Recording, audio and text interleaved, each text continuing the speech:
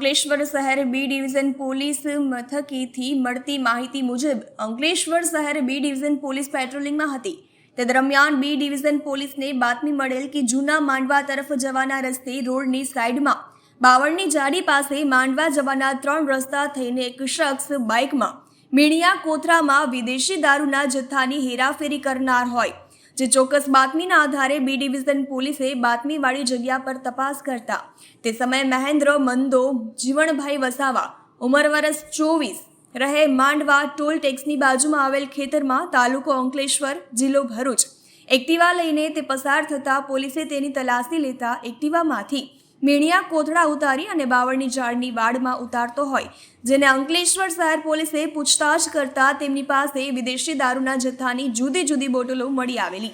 હોય જે બોટલો વિશે કોઈ પણ પ્રકારનો પાસ પરવાનો પણ ના હોય આથી પોલીસે ભારતીય બનાવટનો જુદી જુદી બ્રાન્ડનો વિદેશી દારૂનો જથ્થો કિંમત ₹28,000 તથા Activa scooter registration number GJ16CQ9914 કિંમત ₹40,000 આ સહિત કુલ ₹73,000ના મુદ્દા માલ સાથે મહેન્દ્ર ઉર્ફ મંદો જીવણ વસાવાની અટકાયત કરીને પ્રોહિબિશન એક્ટ મુજબ કાયદેસરની કાર્યવાહી હાથ ધરેલ છે અને વોન્ટેડ આરોપી અમિત મહેન્દ્ર વસાવાની શોધખોળ પોલીસે હાથ ધરેલ છે. તહેલકા ન્યૂઝ સાથે રિપોર્ટર અવ્વી સૈયદ, અંકલેશ્વર.